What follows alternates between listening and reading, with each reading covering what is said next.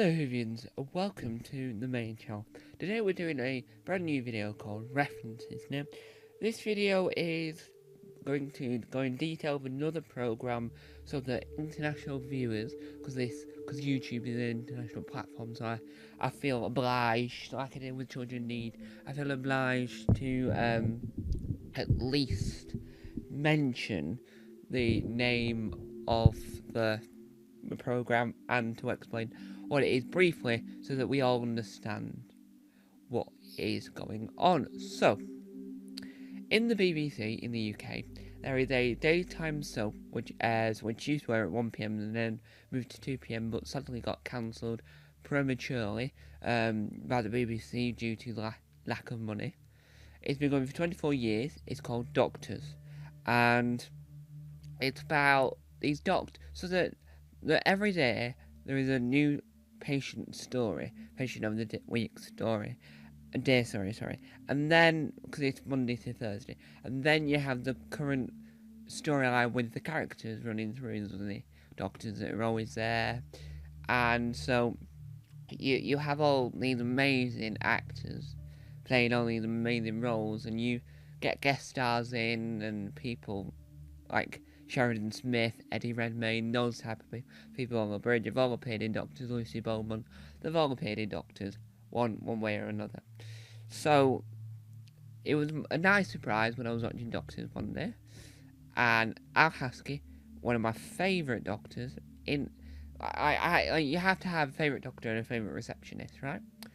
But I'll talk more about my love for doctors on the third channel, The Weird Side, in a video series called For the Love of Doctors.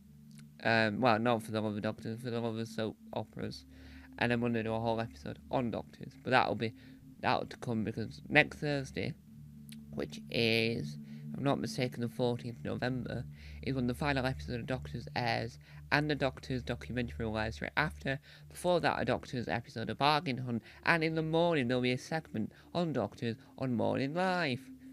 Why'd you cancel if you're gonna give Doctors this much praise?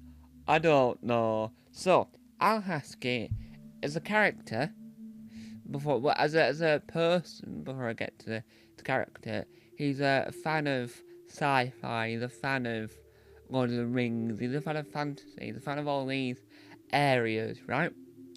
And he's a fantastic doctor at the same time. And he knows a lot about coding and all that jazz.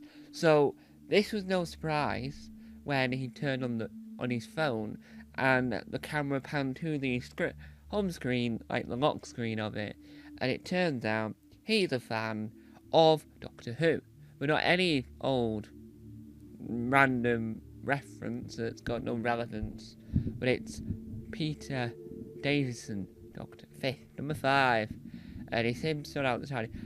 And you can see, when you now think about it, right? And you sat there watching Doctor, you can now think, you see why he's a massive fan of Peter Davison, because it fits perfectly well with his personality and the type of character he is.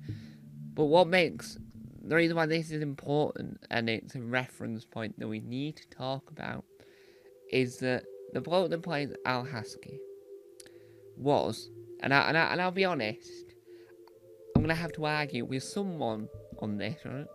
So, he was in the Sarah Jane Adventures, but you would technically call the episode I'm talking about Series 1, Episode 2.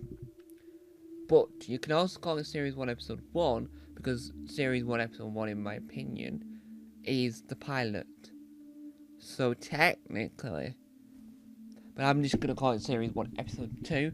And very early on, you see him walking without any glasses on, right? And then he gets turned into Slovene, and then he gets glasses on, and that's him. But that is the same person that played Al Haskell in Doctors.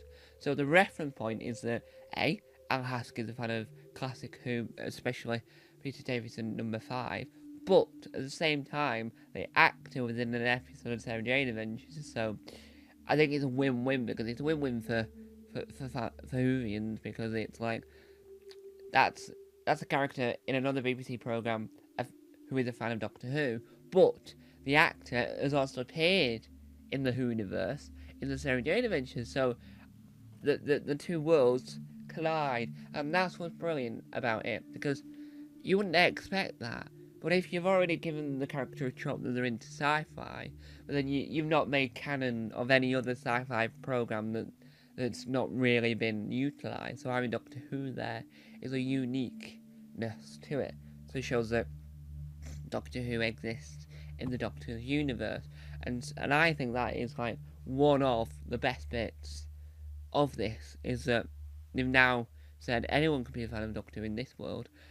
And I think that just helps certain storylines that could have come out of Doctors. But sadly, Doctors is drawing to a close. I'm quite sad on that. I'm a little bit like, really? Really? Oh, right. Writers, especially writers that were writing on Doctors and knew the importance of this platform, Doctors as a platform, were really angry. And the actors that were in it were angry because, like, Kia Peck hasn't been in it that long. What I mean by that is that she's relatively new. In the grand scale of 24 years, even though she's been here a few years now, she is technically still the newest member of the cast, shall we say. So it's a little bit sad for the newest member. But luckily, Kia Peck is now currently on Saturday Mashup, so she is, and she did join in, and this is another reference to that reference, and she did join in the Doctor sketches, which I've previously mentioned on this channel, on Saturday Mashup, because they're the sketches that are referenced in Doctor Who. So, there we have it. That is references. Thank you guys for watching. Time on about. Bye!